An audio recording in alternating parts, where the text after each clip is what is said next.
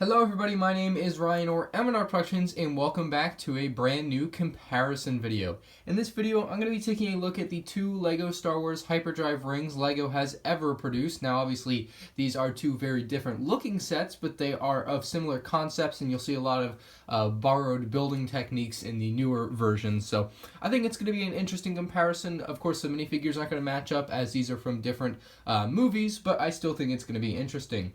Starting out, we have the set on the left is going to be the 2007 LEGO Star Wars Jedi Starfighter with Hyperdrive booster ring. Now that's a long name. Its set number is 7661. It had 575 pieces along with the two minifigures you see in front of you, at the time brand new Kit Fisto and Obi-Wan Kenobi, and it retailed for $50 US. So a pretty darn good price for 575 pieces, $50. You get a brand new Kit Fisto minifigure. Pretty exciting set at the time. I was super excited when I got it. Now the set on the right is the brand new 2017 LEGO Star Wars Jedi Starfighter with Hyperdrive. They've really shortened the name this time. Its set number is 75191. It has 825 pieces, so 250 more pieces than the older set.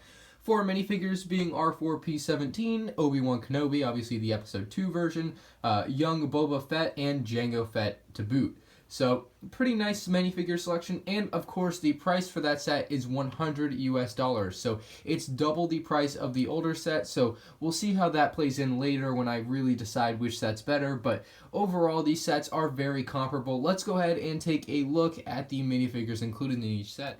So the minifigure selection is actually pretty good with both sets. Of course, on the left we have, at the time, was a brand new Kit Fisto in 2007, an absolutely stellar minifigure that I just couldn't wait to get my hands on back when I first found out about him before this set came out in 2007. So definitely the minifigure excitement with both sets I think is actually pretty good.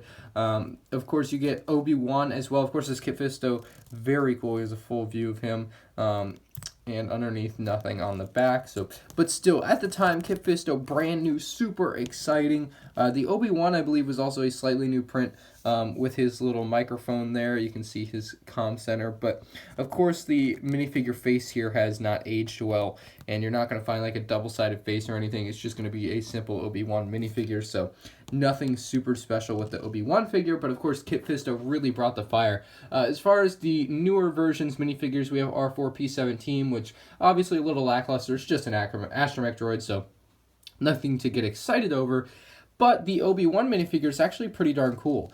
He looks very awesome. Like, he looks really darn cool. If you compare the two, you can see there's a clear difference and obviously a clear winner. The newer Obi-Wan looks so much better. You can see the quality of the print looks better.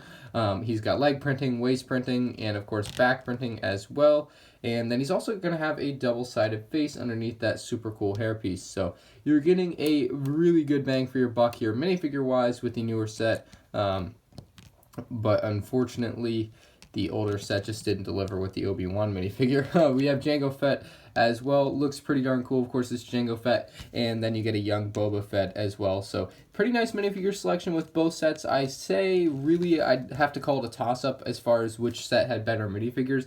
Of course, I love Kit Fisto. Really cool and unique minifigure, and a really cool idea to include him in a set like the Hyperdrive ring. And then, of course, with the newer set, you get Jango Fett, young Boba, as well as a really cool Episode 2 Obi-Wan, so, you know, there's that too. So, either way, you're getting a pretty good minifigure selection. It's just up to your personal preference on whether you like the Episode 3 minifigures or the Episode 2 minifigures.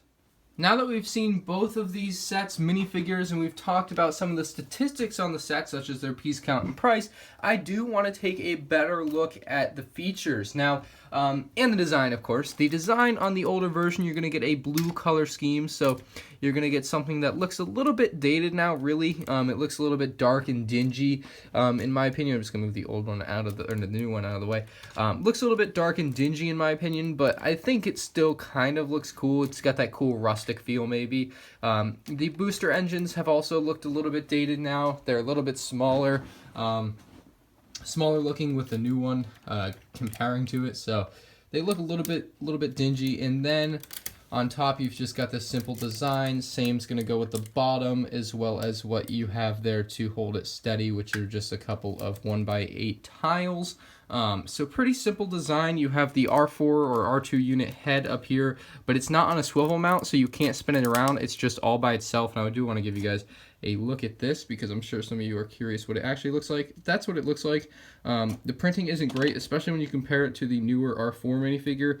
You're seeing the difference there is quite big. So you're looking at a couple of different astromech droid head, and of course this one doesn't even include the astromech droid body. So that's that. Now we will take a closer look at the Starfighters, but this is really just looking at the booster drive ring right now. To get the ship actually out of the hyperdrive ring on this newer version, you have to push these open.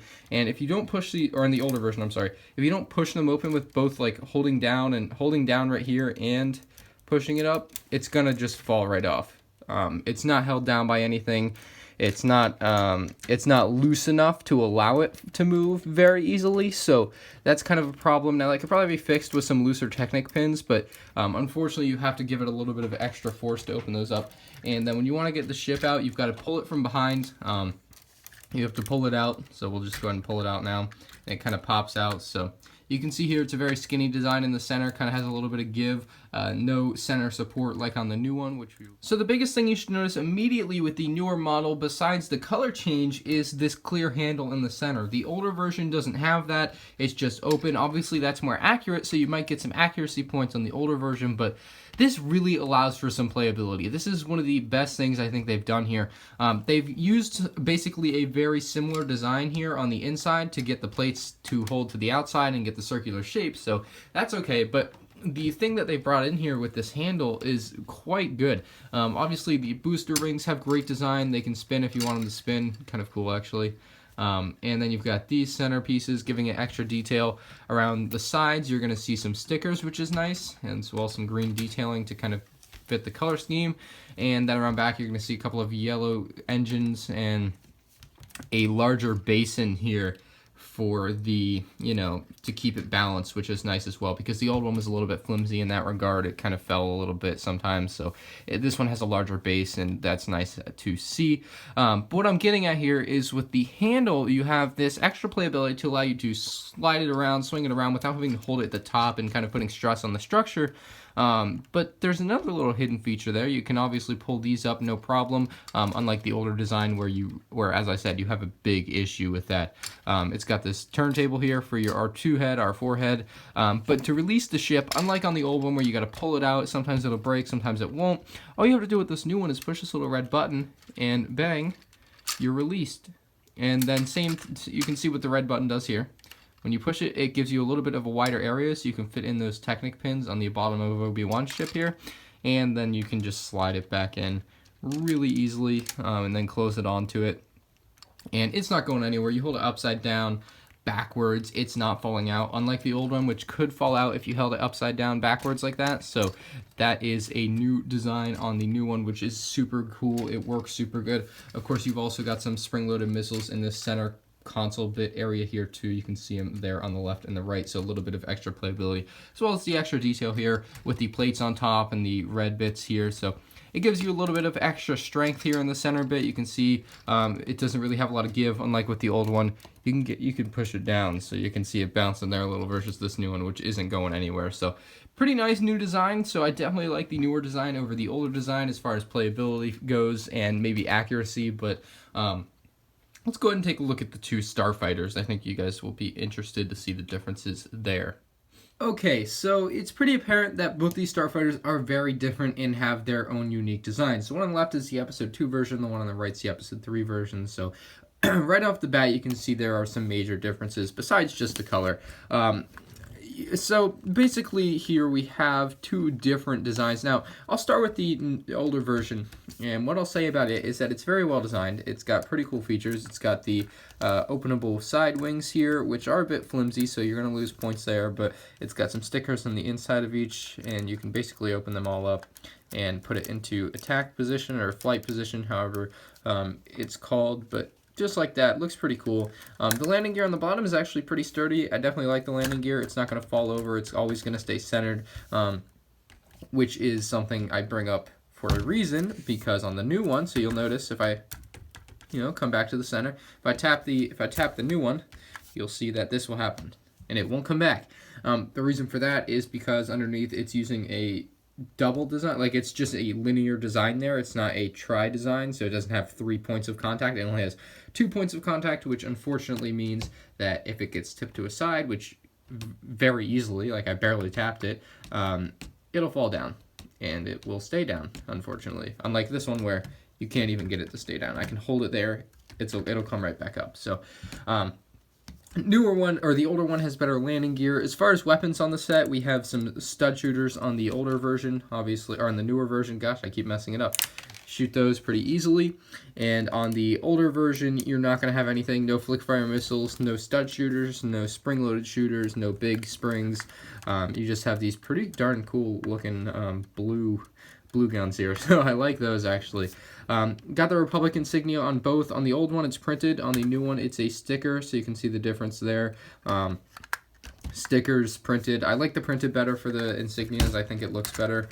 And then, of course, on the back, you've got a couple more insignias on this one, as well as on the inside of the cockpit, you've got a couple of stickers for his control panel, and you can also sit your Obi-Wan Kenobi minifigure in there, and we'll pull him over here and sit him inside. It's actually a pretty neat little cockpit inside. Of course, you've got this printed cockpit piece, which is very familiar. It came back in 2005 and has really been around since. And of course, you've got the front cockpit piece also printed on there. So pretty nice cockpit. Again, we'll just go ahead and drop Obi-Wan in here. He fits in pretty well. He's got a, he's got his little control area. It closes on him. He's in there. Looks pretty darn good. The only qualm I have with this is that this is not rotatable. This R2 head, you can't rotate it. It's not on a swivel, unfortunately, like the newer version. So we'll move that out of the way as we bring the newer version in. So speaking of the R2 head on a swivel, you'll see that it's very easy to get the R4 P17 head on there. And you're probably wondering, well, what do you do with the body? Well, with the body of the R4 P17, there's actually this hidden feature.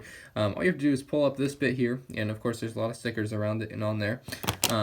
And you're just going to drop him in here, and he'll fit right in there. It's a good storage area for him. That's where you store him, or store his body, my bad. And that's the minifigure, because he doesn't fit in the side, unfortunately, because there's just not enough space underneath. You can see a storage spot for the lightsaber. The engine's looking pretty good with a couple of inverted tiles on the back for a little bit of detail, so it looks pretty cool. Sticker up the center. We have the back fin here, which is actually a pretty neat design. You can see how that's all curved around here, so very cool. Inside the cockpit, you're going to find a pretty large area for Obi-Wan Kenobi. You're going to see the control panel there is printed, so it looks pretty darn cool. It's got a neat design to it, and we're just going to drop Obi-Wan in there very easily. So we'll get him in a seated position as usual and drop him right in. Unfortunately, they didn't use tiles for the bottom bit there, so he's going to get stuck when you try to pull him out sometimes. So you'll see if you stick him in there too good, he'll get stuck, and you'll pull on his hair. His hair will come off, and the rest of him will stay in there, unfortunately. So that happens with that type of design. So that's how that works. Other than that, there isn't much to compare on the two Starfighters.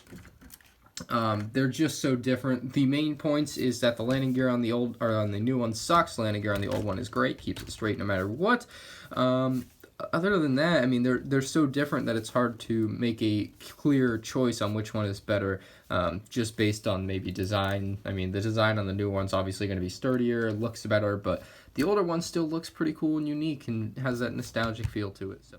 Alright, now that we've taken an in-depth look at both LEGO Star Wars Hyperdrive ring sets, I think I can say that the newer one is better. It has better minifigures, honestly. It's got better features, better, sturdier design. It looks cleaner. In general, it's just a better set. It's got the better play features, but if you still want the Episode 3 version, if you were trying to decide between the two, I'd definitely say it's still a cool set, and it's definitely worth picking up if you like Episode 3. But if you're a fan of Episode 2, or if you're just looking into getting one of these and you didn't know which one, I would definitely go with the newer model. You're going to have a much better time playing with it or something if whatever you're going to do with it or displaying it will still look even better. It's just better in a lot of small ways, and it really adds up to make it a better set in general.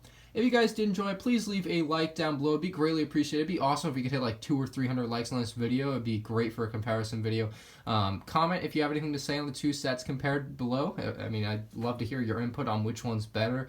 I mean, it really could go either way, but again, 2017, I think they have changed a lot, and it looks better, it works better, it's better built, and you know, just in general, a better set. If you haven't already, make sure you subscribe to more of my future LEGO videos. I put out tons of great content, so make sure you check out my channel for my other videos as well if you haven't seen them yet. Thank you all for watching, and I'll see you all in the next one. Peace out.